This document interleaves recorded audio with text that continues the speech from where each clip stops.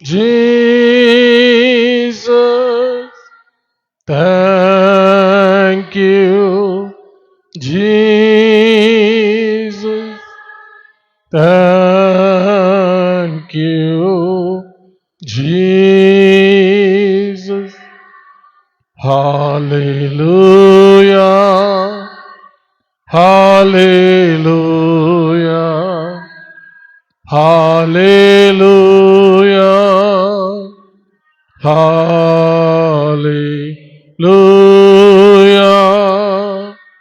Ah,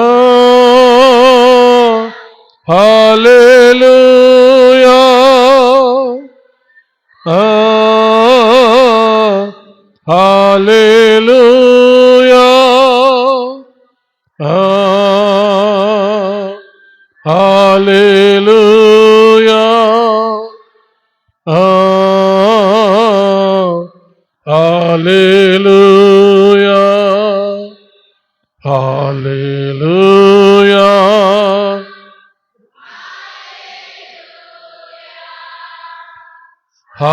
Hallelujah. Hallelujah. Thank you, Jesus. Thank you, Jesus. Thank you, Jesus. Thank you, Jesus. Thank you, Jesus, Master. స్తుతిపాత్రుడా, స్తోత్రార్హుడా, ఆరాధ్య దైవమా, సూర్యోదయం మొదలుకొని సూర్యాస్తమయం వరకు స్తుతింపదగిన దేవా, అధిక స్తోత్రములు పొందదగిన దేవా, మీకే స్తుతి స్తుతి స్తుతి, స్తోత్రములు స్తోత్రములు స్తోత్రములు. సమస్త స్తుతి ఘనత మహిమ ప్రభావములు యుగయుగములు దేవునికే చెల్లునుగాక. ఆమేన్. దయచేసి కూర్చోండి.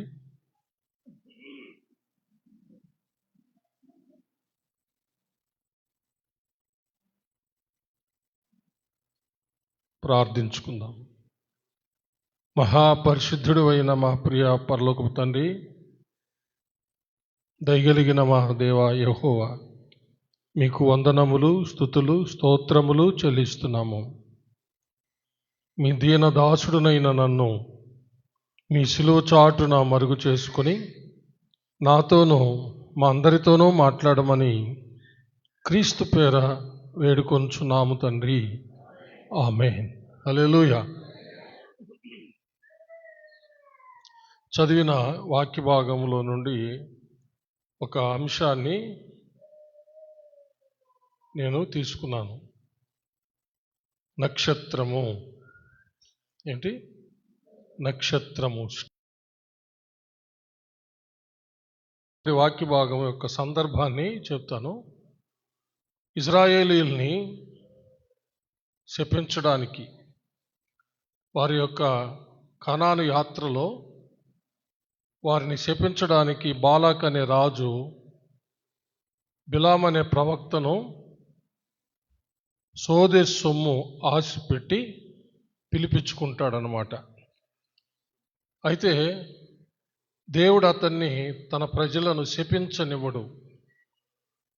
7 బలిపీఠాలు కట్టించుకుంటాడు. అయినా అన్ని చోట్ల దేవుడు బిలామును తన స్వాధీనం అందించుకొని ఇజ్రాయేలీలకు ఆశీర్వాదకరమైన వాక్కులు, అంత మాత్రం కాకుండా ప్రవచన వాక్కులు పలికిస్తాడనమాట.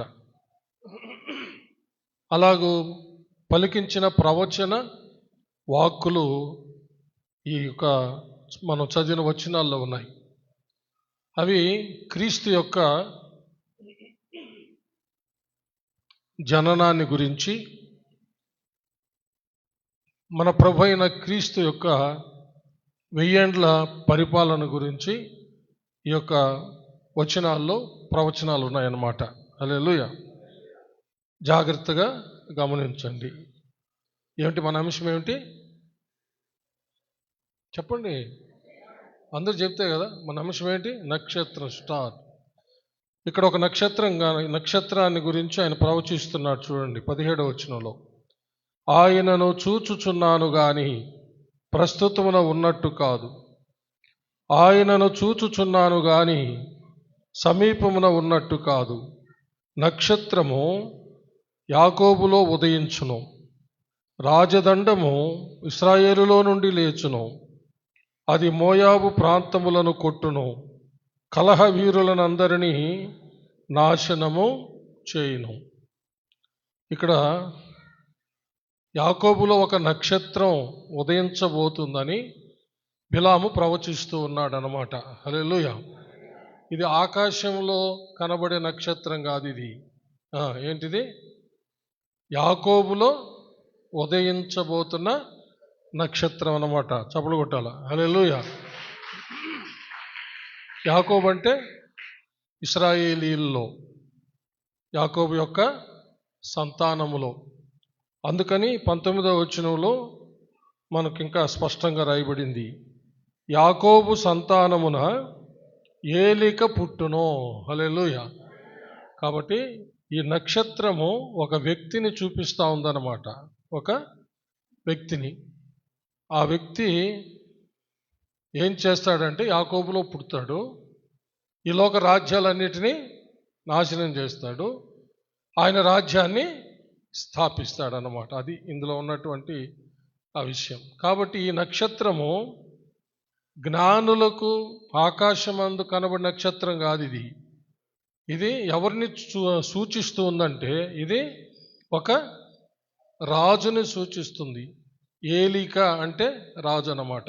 ఏలిక అంటే రాజు. 19వ వచనంలో యాకోబు సంతానమున ఏలిక పుట్టునన్నాడు. అంటే ఏలిక అంటే రాజు.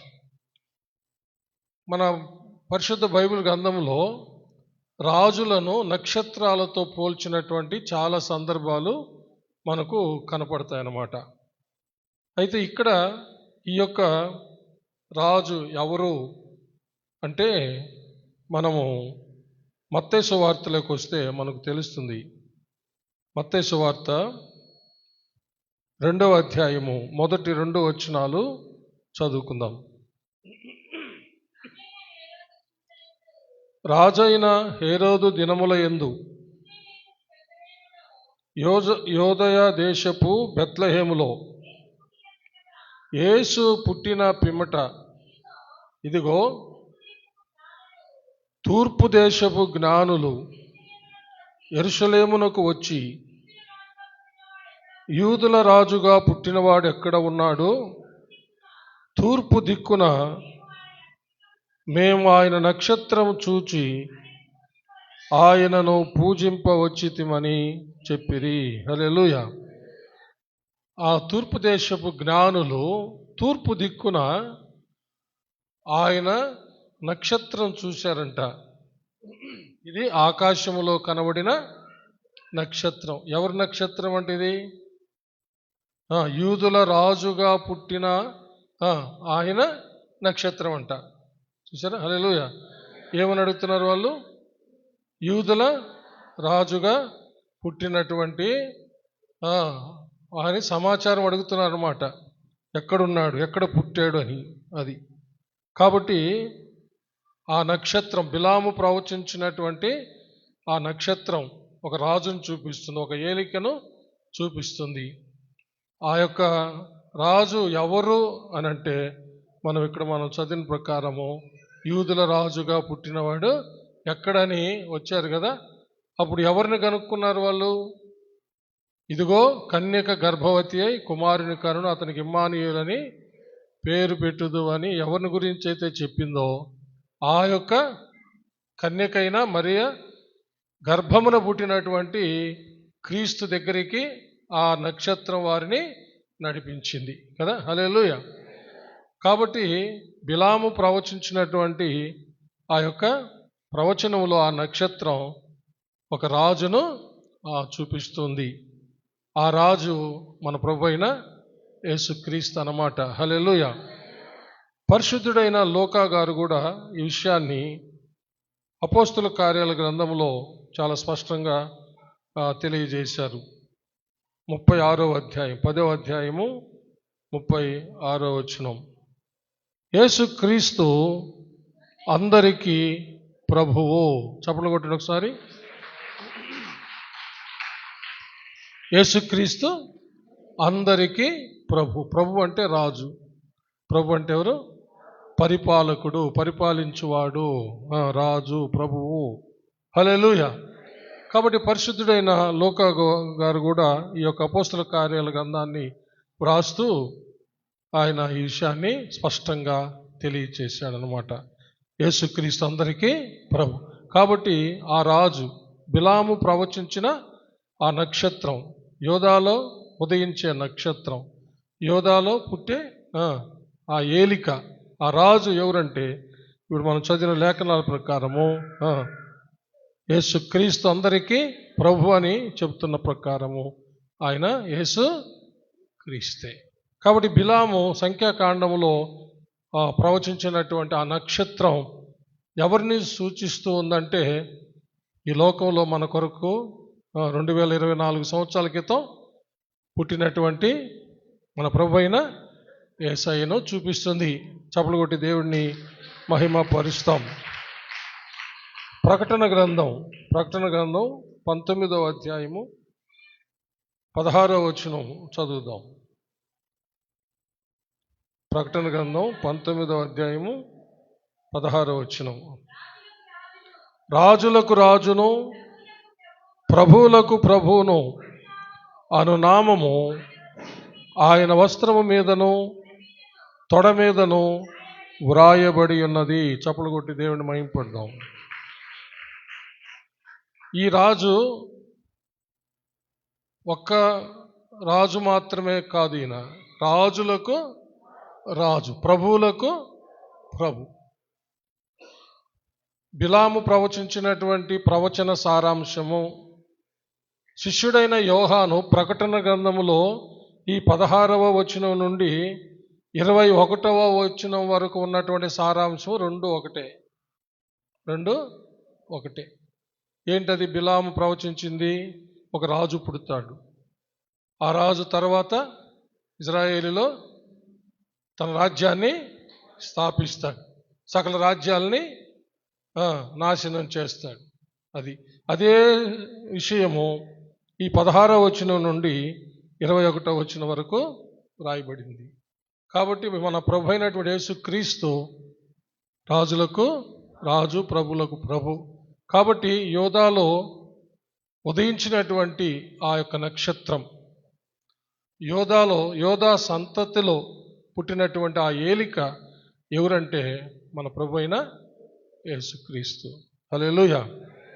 తర్వాత మత్తయి సువార్త 2వ అధ్యాయంలో మనము మరొక నక్షత్రాన్ని గురించి చదివాం కదా. అది ఆ యొక్క జ్ఞానులు వచ్చి ఏమని అడిగారు? మేము తూర్పు దేశ జ్ఞానులము, తూర్పు దిక్కున మేము ఆయన నక్షత్రాన్ని చూచాం. ఎవరి నక్షత్రం? యూదుల రాజుగా పుట్టినవాడు ఎక్కడ అని అడిగారు. మేము తూర్పు దిక్కున ఆయన నక్షత్రాన్ని చూచి మేము వచ్చాము అని. అంటే ఇదే నక్షత్రం, ఇది ఆయన నక్షత్రం. ఎవరి నక్షత్రం? బిలాము ప్రవర్తించింది ఆయనే నక్షత్రం, ఆయనే రాజు.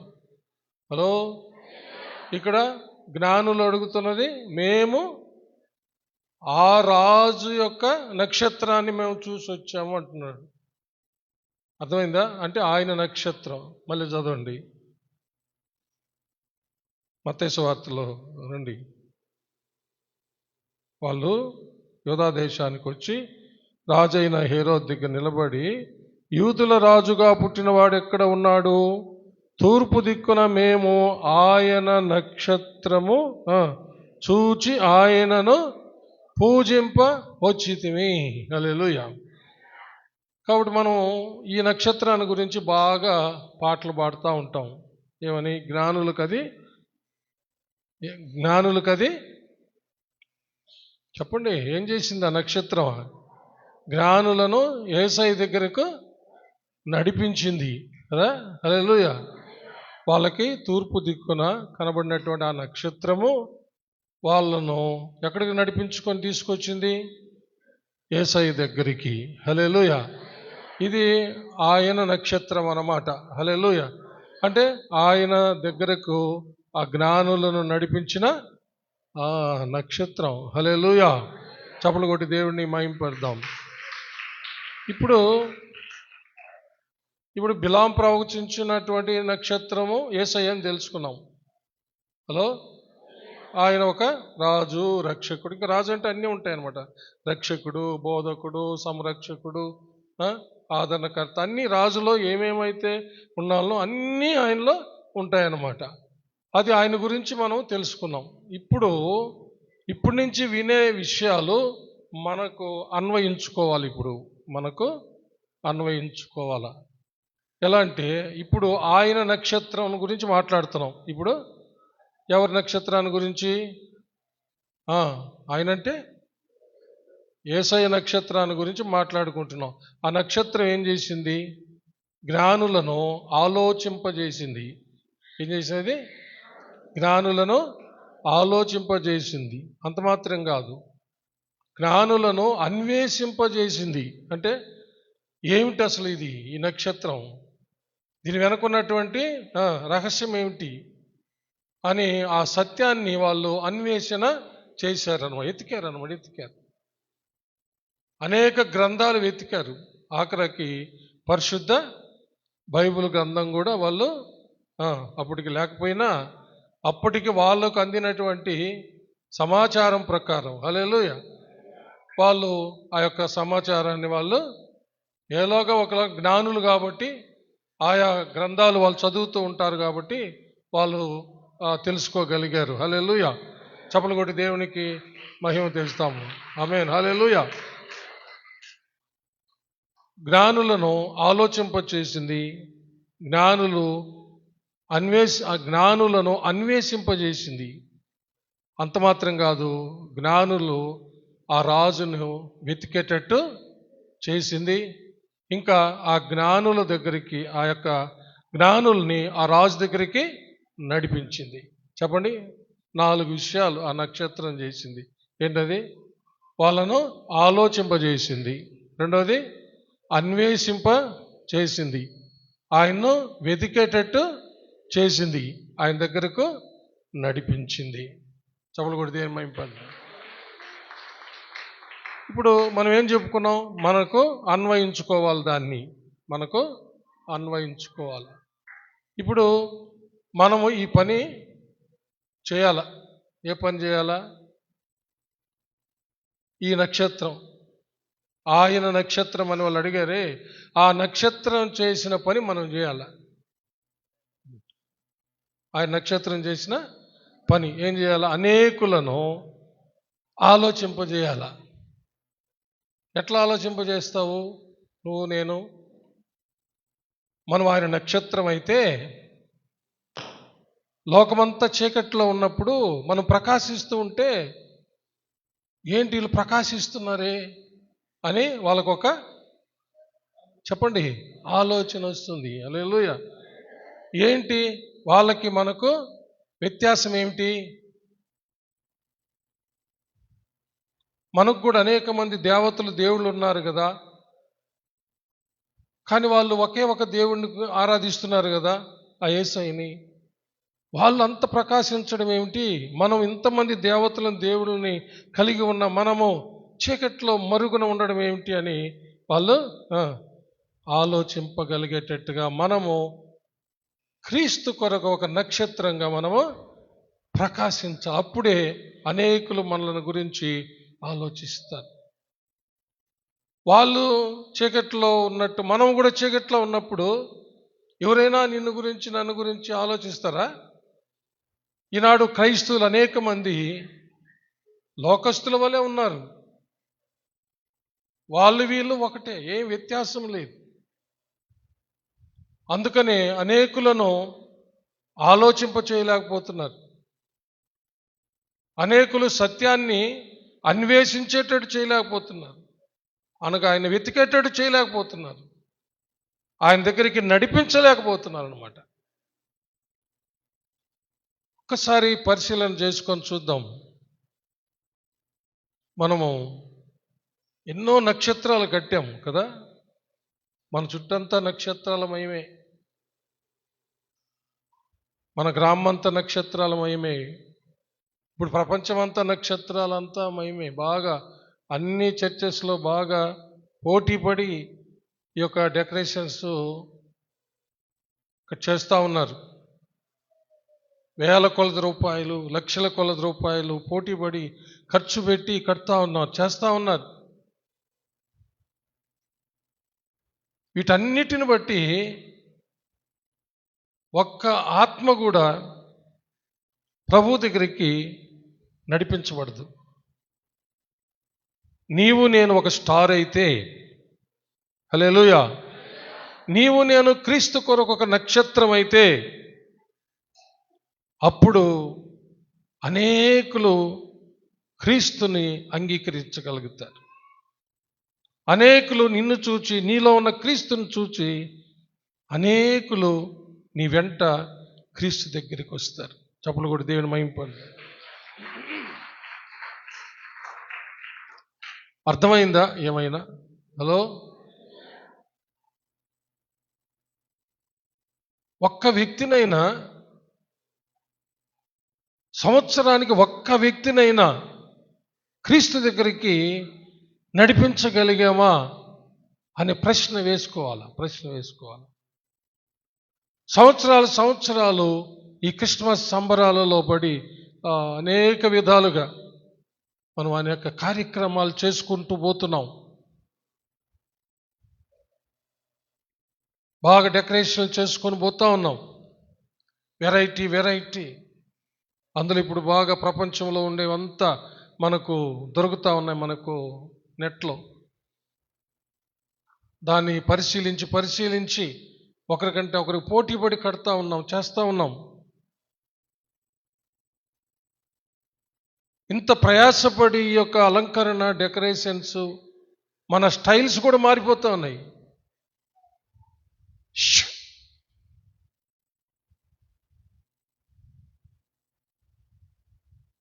వాళ్ళ అమ్మ కాడికి పంపించేయండి, వాడిని మీ మమ్మీ కాడికి వెళ్ళిపో.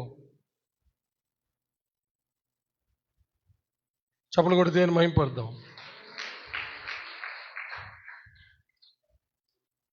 తీసుకోమ్మా, మీ బిడ్డను తీసుకో.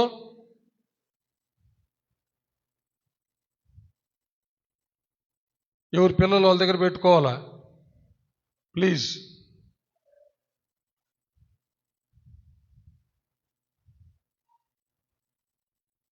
చప్పలు కొడితే అని మహింపడదాం. Praise lord. ఒకసారి ఆలోచించండి, ఇన్ని చేసుకుంటూ పోతే ఒక్క వ్యక్తినైనా ప్రభు కొరకు, ప్రభు దగ్గరికి నడిపించామా?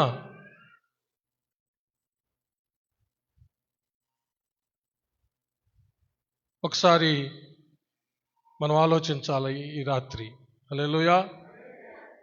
క్రిస్మస్ వాచ్ నైట్ జరుపుకుంటున్న మనము ఒక్కసారి ఇన్ని ఏర్పాట్లు చేసుకున్నాం, కానీ ఒక్క ఆత్మనైనా ప్రభు కొరకు నడిపించే ఏర్పాటు ఏమన్నా చేశామా? కనీసము సంవత్సరానికి ఒక్కసారైనా నీ ఇంటి వారిలో రక్షణ లేని వాళ్ళని ఒక్కరినైనా ప్రభు కొరకు నువ్వు సంపాదించావా, నడిపించావా? సంవత్సరాలు సాగిపోతున్నాయి, గడిచిపోతూ ఉన్నాయి.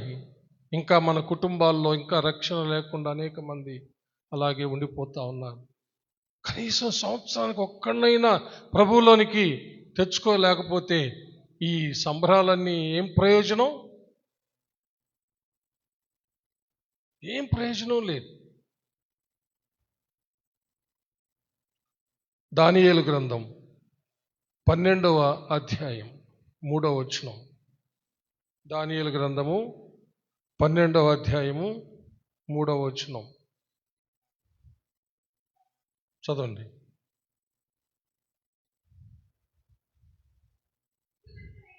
బుద్ధిమంతులైతే ఆకాశ మండలములోని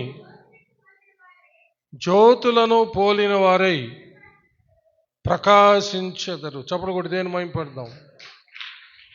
చదవమ్మా. నీతి మార్గమును అనుసరించి నడుచుకొనున్నట్లు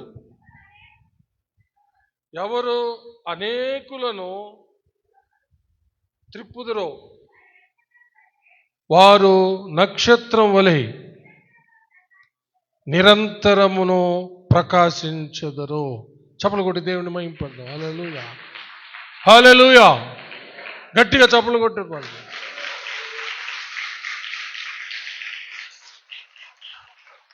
ఇక్కడ మరికొన్ని నక్షత్రాల గురించి వ్రాయబడింది.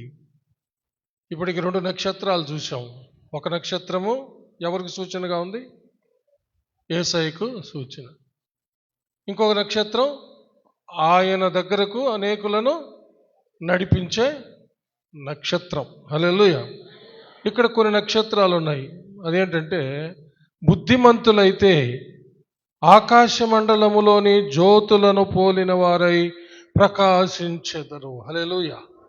బుద్ధిమంతులు బుద్ధిమంతులు బుద్ధిమంతులు ఎవరు అసలు ఈ బుద్ధిమంతులు? ఆకాశమందలి జ్యోతి అంటే జ్యోతులు అంటే నక్షత్రాలు. ఆకాశమందలి నక్షత్రంలాగా ప్రకాశించే ఈ బుద్ధిమంతులు ఎవరు? ఈ లోకంలో ఎవరికి వాళ్ళు బుద్ధిమంతులు అనుకొని ఎవరి మార్గంలో వాళ్ళు పోయేటటువంటి రోజులు ఇవి.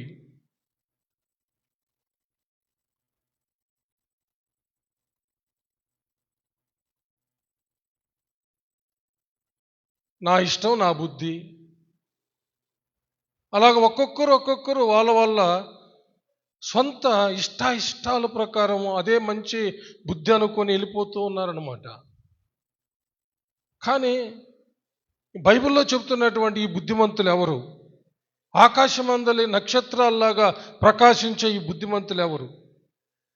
వాళ్ళల్లో ఎలాంటి బుద్ధి, లేక ఎవరి బుద్ధి ఉండాలి అని ఆలోచన చేస్తే, అపోస్తలుడైన పౌలు గారు కొలసీలకు రాసిన పత్రికలో 2వ అధ్యాయం 3వ వచనం మనకు జవాబిస్తుంది.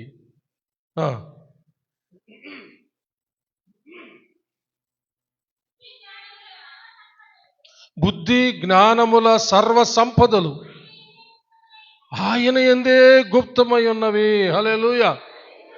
ఎవరైనా? యేసుక్రీస్తు. ఎవరైనా? బుద్ధి జ్ఞానముల సర్వ సంపదలు ఆయన యందు గుప్తమై ఉన్నాయంట.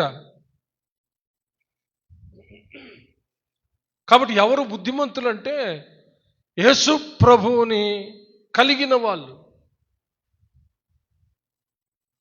యేసు ప్రభువుని పోలి జీవించేవాళ్ళు, ప్రవర్తించేవాళ్ళు, నడిచేవాళ్ళు, ఆయన గుణాతిశయములను మహిమైశ్వర్యాలుగా కలిగినటువంటి వాళ్ళు. అసలు మనల్ని ఏర్పరచుకున్నదే అందుకు.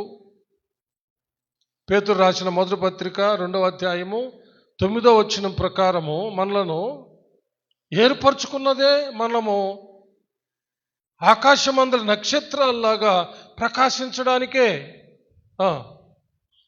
అయితే మీరు చీకటిలో నుండి ఆశ్చర్యకరమైన తన వెలుగులోనికి పిలిచిన వాని గుణాతిశయములను ప్రచురము చేయు నిమిత్తము ఏర్పరచబడిన వంశమును, రాజులైన యాజక సమూహమును, పరిశుద్ధ జనాంగమును, దేవుని సొత్తైన ప్రజలం. చప్పలు కొట్టి దేవుని మహింపండి. బుద్ధి జ్ఞానములు సర్వ సంపదలు అంటే ఈ లోకంలో ఉన్నటువంటి ఆస్తిపాస్తులు, ఐశ్వర్యాలు కాదు ప్రియులరా.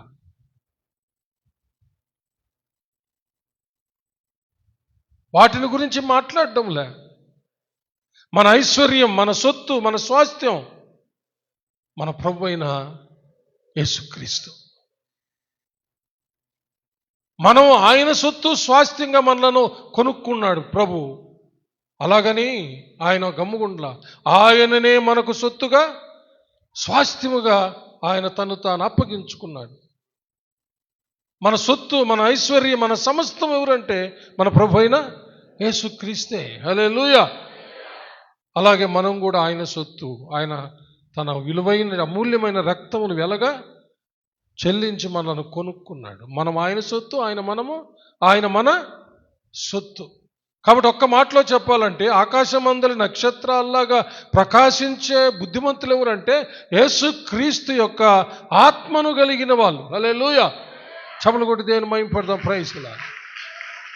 యేసుక్రీస్తు యొక్క ఆత్మను కలిగి ఆయన వలె జీవించేవాళ్ళు, ఆయన గుణాతిశయాలను కలిగి ఉన్నవాళ్ళు, ఆయన గుణాతిశయములను ప్రతిఫలింపజేసేవాళ్ళు, లేకపోతే ప్రత్యక్షపరిచేవాళ్ళు. హల్లెలూయా.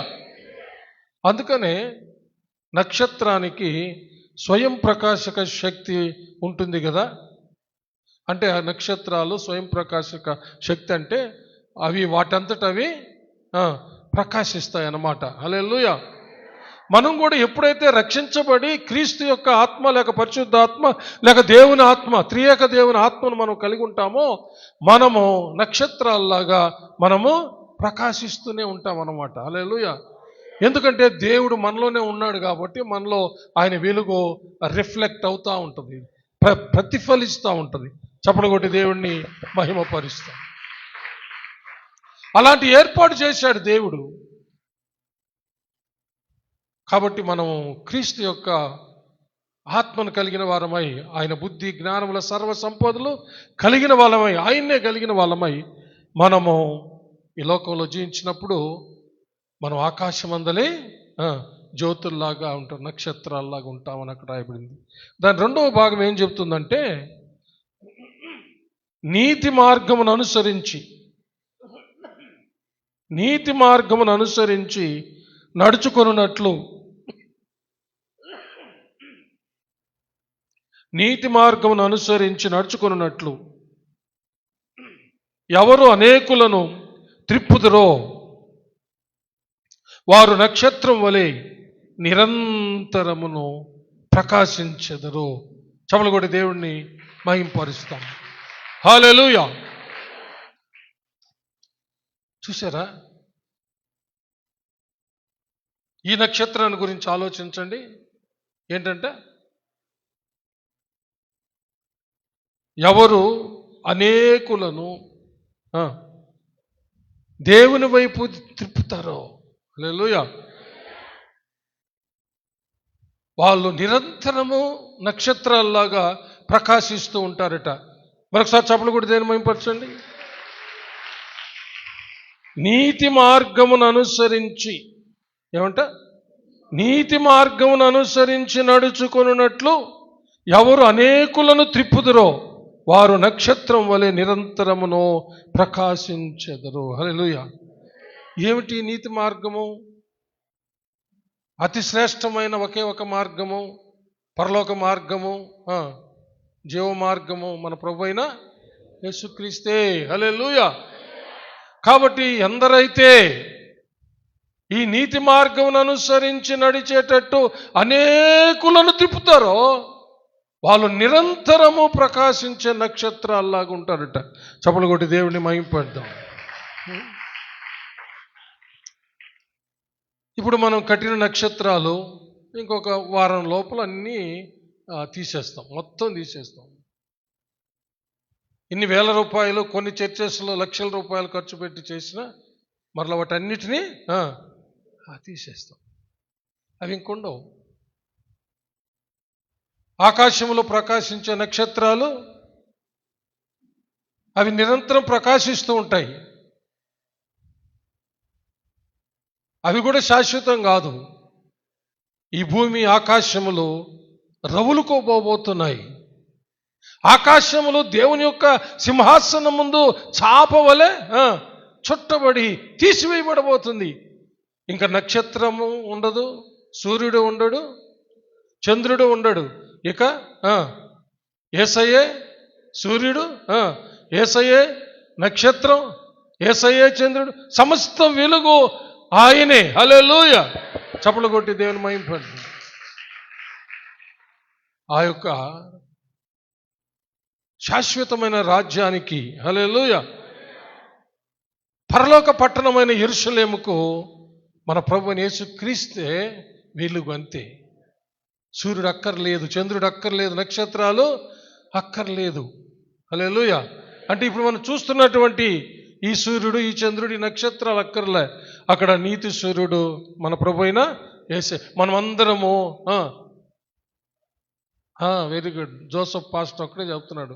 మనమందరము ఇప్పుడు ఇన్నేదంతా ఏందే, నీతి సూర్యుడు మన ప్రభు అయితే మనమందరము ఆయన చుట్టూ ప్రకాశించే నక్షత్రాలకు మనమే ఉంటాం. అప్పుడు ఈ సూర్యుడితో అవసరంలే, ఈ చంద్రుడితో అవసరంలే, ఇప్పుడుండే నక్షత్రాలతో అవసరమే లేదు. హల్లెలూయా.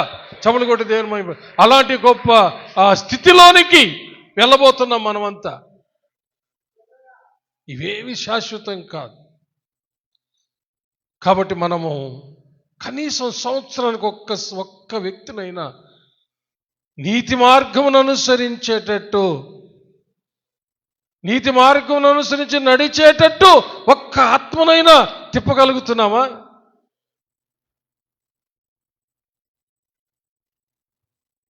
క్రైస్తవ మతం వైపు తిప్పాల్సిన అక్కర్లే.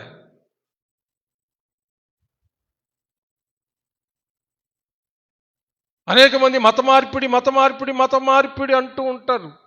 క్రైస్తవులు మత మార్పిడి చేసేస్తున్నారని. అది అందరికీ అలవాటైపోయింది అలాగ మాట్లాడడం. కానీ మతము రక్షించదు, మతము బంధిస్తుంది, సత్యము స్వతంత్రులను చేస్తుంది. చప్పలు కొడితే చెప్పండి. మతము మానవుణ్ణి బంధిస్తుంది, సత్యము మానవుణ్ణి స్వతంత్రుని చేస్తుంది అన్నమాట. యేసుక్రీస్తు సత్యం. చప్పలు కూడా దేవుణ్ణి మహింపరచాలి. హల్లెలూయా. యేసయ్య చెప్పాడు, నేనే మార్గం, నేనే సత్యం, నేనే జీవం. సత్యం మిమ్మల్ని స్వతంత్రులుగా చేయను అని లేఖనం తెలియజేస్తోంది. కాబట్టి క్రైస్తవ మతంలోనికి అనేకులను తిప్పడం వల్ల ప్రయోజనం లేదు. నో. ఏ మతమైనా మానవుణ్ణి బంధించి పెడుతుంది, కానీ సత్యం మాత్రమే విడుదల చేస్తుంది, విమోచిస్తుంది. కాబట్టి సత్యం వైపుకు తిప్పాలి మనం. చెప్పండి. హలో. క్రైస్తవ మతానికి తిప్పేది కాదు, చెప్పాలి. సత్యం వైపుకు తిప్పాల, సత్యం దగ్గరికి నడిపించాల. చప్పలు కొడితే మైపండి. అందుకని ఇందాక చెప్పాను, ఆకాశంలో కనబడిన నక్షత్రం వాళ్ళని ఆలోచింపజేసింది, సత్యాన్ని అన్వేషించేటట్టు, వెతికేటట్టు చేసింది. అంత మాత్రం కాదు, సత్యమైన యేసుక్రీస్తు దగ్గర ఎన్ని సంవత్సరాలు మనము ఈ పండగలు చేసుకుంటూ ఈ యొక్క సాంప్రదాయాల్లో మునిగి తేలుతూ ఉంటాం. సంవత్సరానికి ఒక్క ఆత్మనైనా సత్యం వైపు, అనగా సత్యమైన క్రీస్తు వైపు తిప్పకపోతే, నీతి అయినటువంటి ఆ శ్రేష్టమైన మార్గమైన క్రీస్తు వెంబడి నడిచేటట్టు చేయకపోతే ఈ ఆర్భాటాలంతా వేస్ట్, వ్యర్థం, ఏం ప్రయోజనం లేదు.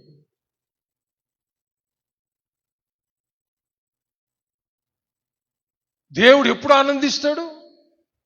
పరలోకం ఎప్పుడు సంతోషిస్తుంది?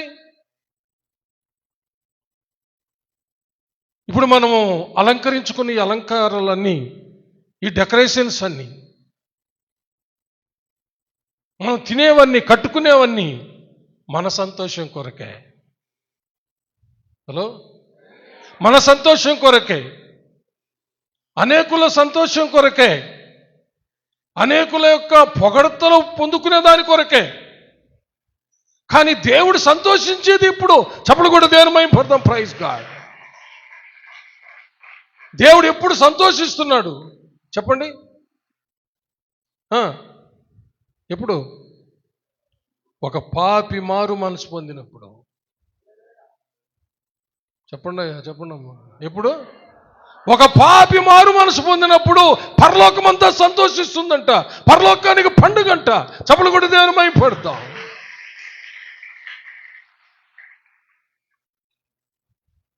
కనుక మనము పరలోకాన్ని సంతోషపెట్టగలగాల. కనీసము క్రిస్మస్ నుండి మరలా క్రిస్మస్ వచ్చే లోపల లేకపోతే న్యూ ఇయర్ నుండి తిరిగి న్యూ ఇయర్ వచ్చే లోపల 1 సంవత్సరం దినాల్లో ఒక్క వ్యక్తినైనా, కనీసం మన ఇళ్లలో రక్షణ లేకుండా ఉండే వాళ్ళనైనా, ఒక్క పాపినైనా ప్రభు కోసం నువ్వు తిప్పగలిగితే, సత్యం వైపు తిప్పగలిగితే పరలోకం సంతోషిస్తుందంట. ఇవి అర్థం కావాలంటే లూకాసు వార్త 13వ అధ్యాయం చదవాలా, 15వ అధ్యాయం చదవాలా. హల్లెలూయా. 15వ అధ్యాయం. ఒక పాపి మారు మనసు పొందితే పరలోకం అంతా సంతోషిస్తుందంట. హలో. అలాగే వ్యక్తిగత జీవితంలో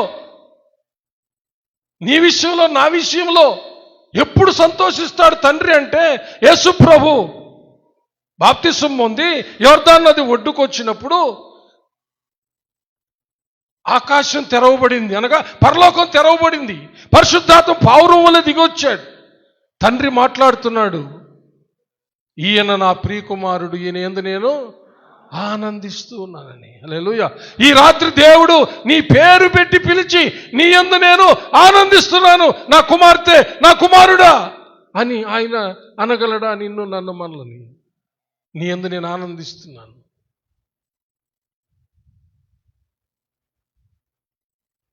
ఓ సాల్మన్, నా ప్రియమైన కుమారుడా, నీ యందు నేను ఆనందిస్తున్నాను అని దేవుడు చెప్పగలడా? అలాగే నేనున్నానా?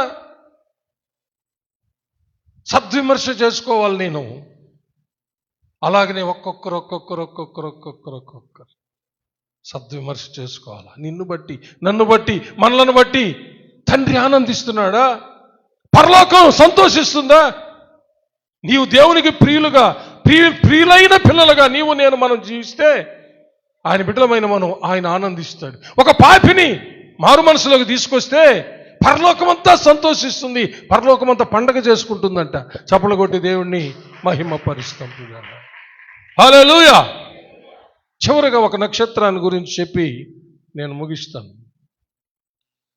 అపోస్తలుడైన పౌలు గారు ఫిలిప్పీయులకు రాసిన పత్రిక 2వ అధ్యాయం 14 నుంచి 16వ వచనం వరకు చదువుకుందాం.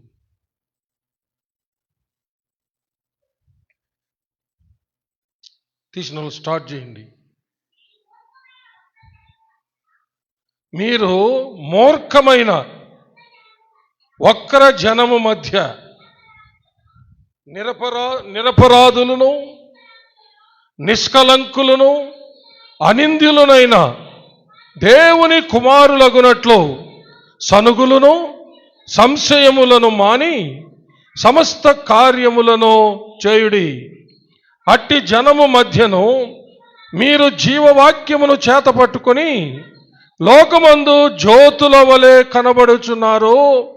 అందువలన నేను వ్యర్థముగా పరిగెత్తలేదనియు, నేను పడిన కష్టము నిష్ప్రయోజనము కాలేదనియు క్రీస్తు దినమున నాకు అతిశయ కారణము కలుగును. చప్పలు కొడి దేవుని మహిమపడదాం. Praise God. హల్లెలూయా. పౌలు గారు అంటున్నారు, మూర్ఖమైన వక్ర జనం. ఈ లోకమంతా మూర్ఖమైన వక్ర జనం. అలాంటి మూర్ఖమైన వక్ర జనము మధ్య నా ప్రియమైన ఫిలిప్పీలో ఉన్నటువంటి సంఘస్థులారా, నా ప్రియమైన కుమార్తెలారా, కుమారులారా, మీరు ఈ మూర్ఖులైనటువంటి వక్ర జనం మధ్య మీరు ఆకాశం అందరి నక్షత్రాల్లాగా ప్రకాశిస్తూ ఉన్నారు. అదే నాకు సంతోషం అంటున్నాడు ఆయన. చప్పలు కొట్టి దేవుని మహిమపడు. నా ప్రయాస వ్యర్థం కాల. ఎందుకంటే మీరు ఈ మూర్ఖ జనుల మధ్య, వక్ర జనాంగం మధ్య మీరు ఆకాశమందలి జ్యోతుల్లాగా ప్రకాశిస్తున్నారు. ఎలా జ్యోతుల్లాగా ప్రకాశిస్తున్నారు వాళ్ళు? జీవవాక్యమును చేత పట్టుకొనంట. చప్పలు కూడా దేవుని మహిమపడతాం. హల్లెలూయా. బైబిల్ చేత పట్టుకొని కాదు. హల్లెలూయా. ఇప్పుడు కూడా నేను బైబిల్ ఎత్తితే నేను జీవవాక్యాన్ని చేత పట్టుకున్నానంటాం. దాని అర్థం అది కాదు. హల్లెలూయా. జీవవాక్యమును కలిగిన వాళ్ళమై. హల్లెలూయా. అందుకనే కొలస్సీలకు రాసిన పత్రికలో క్రీస్తు వాక్యం మీలో సమృద్ధిగా నివసింపనీయుడి. సభలు కూడా ప్రైజ్ గాడ్ జీసస్. దేవుడు మనకిచ్చిన దర్శనము దానియేలు ఉపవాస ప్రార్థనలలో దర్శనం అదే. ఆ 40 days, ఆ 40 దినాలు దానియేలు ఉపవాసంలో ధాన్య తినే పూట ధాన్యాలు తింటూ కేవలము దేవుని యొక్క వాక్యాన్ని బాగా చదివి హృదయంలో నింపుకోవడానికి దేవుడిచ్చినటువంటి ప్రేరణ, దర్శనం అది నాకు.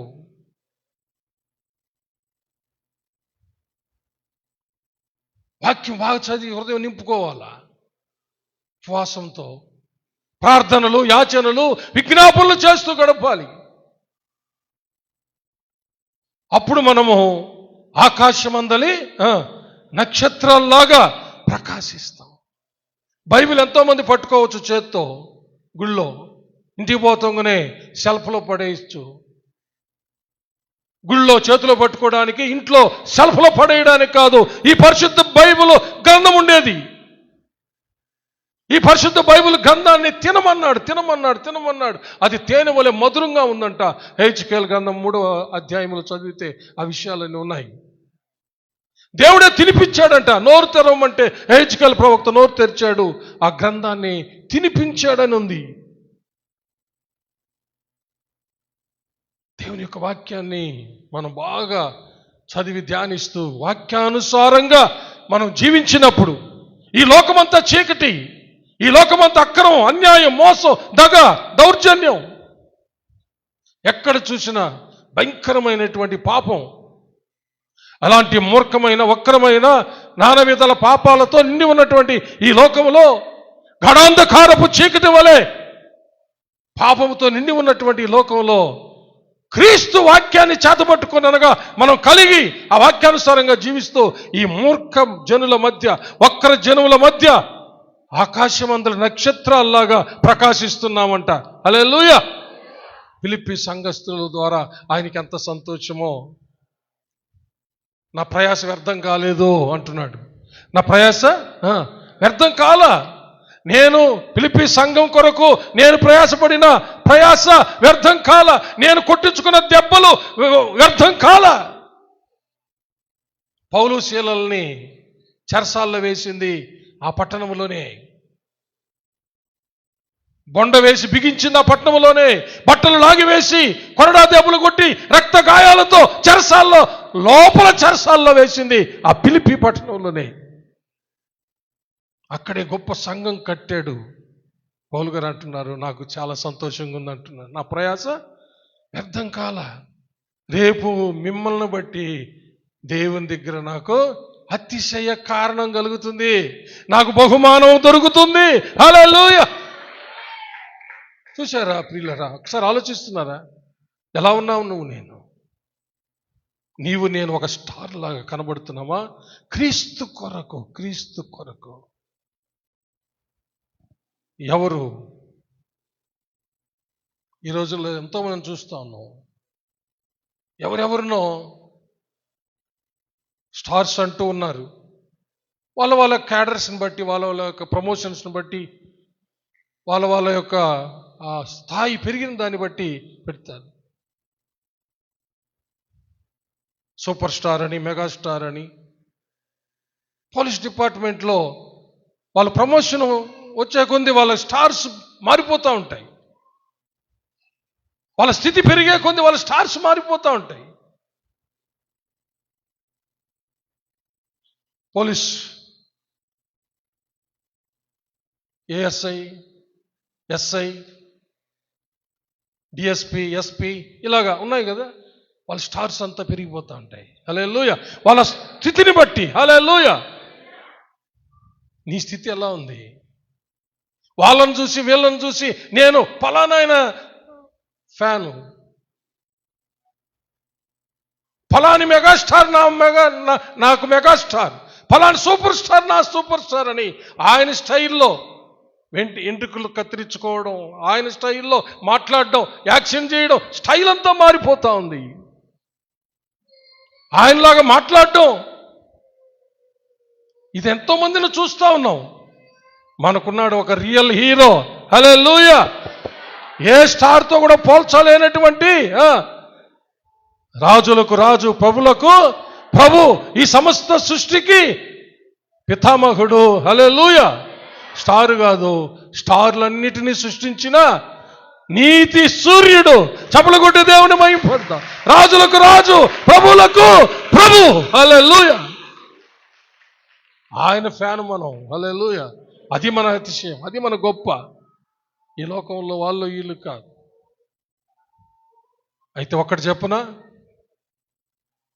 నీవు నేను ఎలాగున్నావో ఒకసారి పరిశీలన చేసుకో. అయితే ఒక్క మాట చెప్పి ముగిస్తాను. ఇంత గొప్ప నీతి సూర్యుడు, దేవునితో సమానంగా ఉండుట విడిచిపెట్టకూడని భాగ్యమని ఎంచుకోకుండా మనుష్యుని పోలికగా పుట్టాడు. దాసుని స్వరూపం ధరించుకొని వచ్చాడు. శిలువ మరణం పొందినంతగా తగ్గించుకొని వచ్చాడు. ఎందుకో తెలుసా? నీ కోసమే, నా కోసమే, మన కోసమే, సర్వలోక రక్షణ కోసమే. అందుకని ఆయన పేరు యేసు. యేసు యేసు యేసు యేసు అన్న మాటకు అర్థం రక్షకుడు. హల్లెలూయా. ఆయనే నీతి సూర్యుడు. హల్లెలూయా. స్టార్స్ కంటే గొప్ప స్టారు, నక్షత్రం, సూర్యుడు, నీతి సూర్యుడు. ప్రియులారా, అయితే నీవు ఎవరి స్టార్గా ఉన్నావు? ఇప్పుడు ఎవరి స్టార్గా ఉన్నావు? ఎస్, ఓకేనా? రైట్, ఆమేన్. ఎవరు అన్నారు ఏసు స్టార్ అని అన్నారు, సంతోషమే. అయితే దాన్ని సార్థకం చేసుకో. హల్లెలూయా. ఒక్కరే చెప్పారు, అందరూ చెప్పలేదు. ఎవరు స్టార్ నువ్వు? చెప్పండి. చెప్పకపోతే ఏం లాభం? ఎవరి స్టార్ అమ్మా నువ్వు?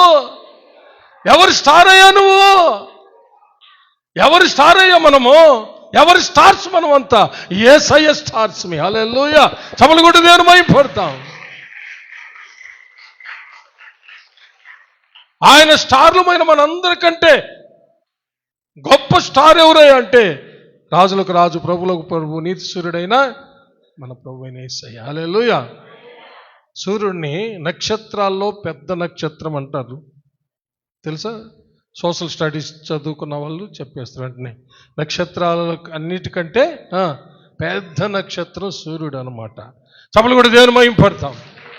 కాబట్టి రాజులకు రాజు, ప్రభులకు ప్రభు, మన యొక్క రక్షకుడైన యేసయ్య. ఆయన కొరకు ఒకసారి అందరు లేచి నిలబడితే మనము చివరి ప్రార్థన ఆశీర్వాదంతో సెలవు తీసుకుందాము. అందరూ నిలబడండి. అందరూ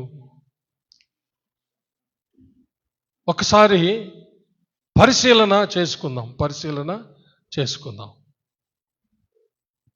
పరిశీలన ప్లీజ్.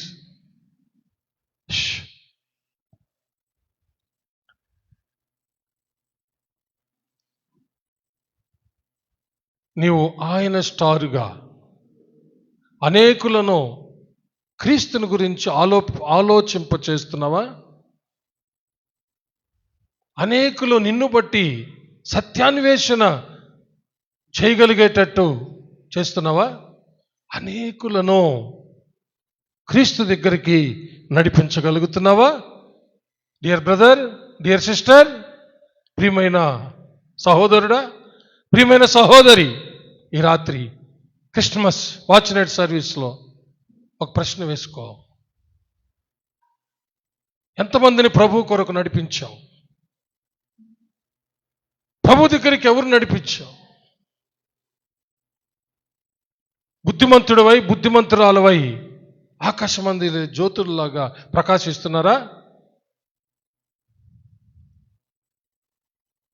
ఈ లోక సంబంధమైన బుద్ధి కాదు, యేసుక్రీస్తు బుద్ధి, జ్ఞానములు, సర్వ సంపదలు గుప్తమైన క్రీస్తు ఆత్మను కలిగిన వాళ్ళై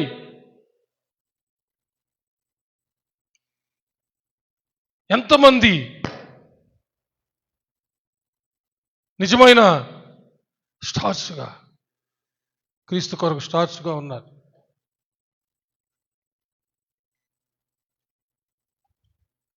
నీ ఇష్టానుసారంగా నీ బుద్ధి చొప్పున నువ్వు జీవిస్తూ ఉన్నావేమో, నా బుద్ధి చొప్పున నేను జీవిస్తున్నానేమో, లేక అనేకుల ఇష్టాలకు బలై జీవిస్తున్నామేమో. బుద్ధి జ్ఞానములు సర్వసంపదలు గుప్తమైన క్రీస్తు యొక్క మనస్సు మనం కలిగి జీవించాలి.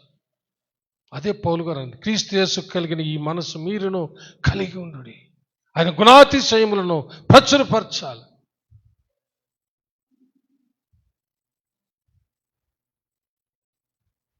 నీతి మార్గమును అనుసరించి అనేకులను తిప్పేవాళ్ళు ఆకాశమందు నిరంతరం ప్రకాశించే స్టార్స్ వల్ల ఉంటారంట.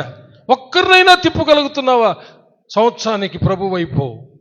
కనీసం నీ ఇంట్లో వాళ్ళని, నీ అన్నదమ్ములు, నీ యొక్క తల్లిదండ్రులు, నీ తోబుట్టువులు, నీ రక్త సంబంధులు, నీ స్నేహితులు, ఇరుగు పొరుగు వాళ్ళు ఒక్కరినైనా సంవత్సరానికి ఆయన వైపు తిప్పగలుగుతున్నామా? అనగా మతం వైపు కాదు, సత్యం వైపు, సత్యమైన క్రీస్తు వైపు పరిశీలన చేసుకో.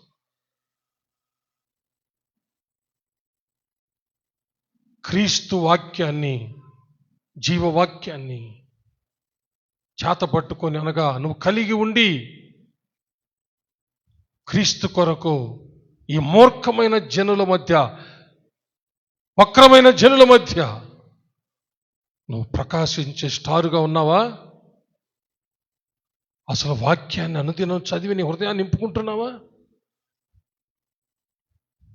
వాక్యం అనేది లేకపోతే నీవు ఎలా వెలుగుతావు? నీవు అనేకులు ఎలా వెలిగిస్తావు? ఒకసారి ఆలోచించు. ఎంతో ఖర్చు చేశాము, ఎంతో ఖర్చు చేస్తున్నాం కూడా. ఈ యొక్క ఆర్భాటాలన్నీ చూస్తున్నాం. ఇవన్నీ మనం సంతోషించేదానికి మాత్రమే, మనుషులు సంతోషించేదానికి మాత్రమే. ప్లీజ్, దేవుడు మనలను బట్టి సంతోషిస్తున్నాడా? ఒక పాపిని నువ్వు ప్రభు దగ్గరికి తీసుకొస్తే, మారు మనసు కలిగిస్తే, నువ్వు ప్రయాసపడి, అప్పుడు నిన్ను బట్టి, ఆ పాపిని బట్టి పరలోకం ఎంతగానో సంతోషిస్తుంది. ఈరోజైనా, ఈ రాత్రిని ఒక నిర్ణయం తీసుకో. ఏదో వచ్చి ఆయా కార్యాలు జరుపుకొని పోవడమో కాదు ప్రియులారా. సత్యం వైపు అనేకులను నడిపించాలా, సత్యాన్ని అనుసరిస్తూ జీవించాలా. సత్యమే వాక్యం, వాక్యమే సత్యం. వాక్యాన్ని కలిగి జీవించాలి. ఒక్కసారి పరిశీలన చేసుకుందాం ప్రియులారా. ఈ రాత్రి ఒక నిర్ణయంతో ఇంటికి పోదాం. మహా సంతోషంతో రేపు క్రిస్మస్ ఆరాధనకు ఎవరినైనా ఒక్కరినైనా ఎంట పెట్టుకొని వస్తాం. కనీసం ఇంట్లో వాళ్ళనైనా, ఈరోజు పండగ అయ్యారా, ఈరోజు పండగ మనం అందరం పోతామని ఇంట్లో వాళ్ళందరినైనా పిలుచుకోరండి. దేవుడు సంతోషిస్తాడు.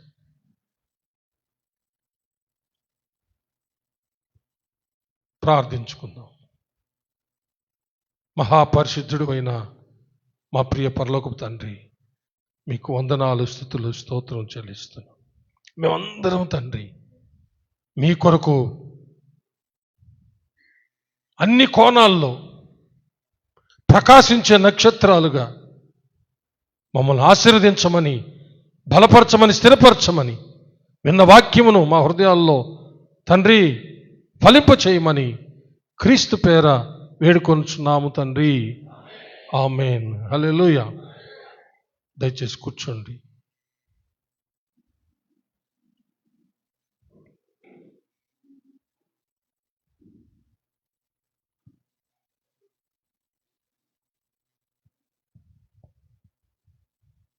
ఈ సమయంలో పిల్లలు యాక్షన్ సాంగ్స్ మనకు ప్రదర్శిస్తారు.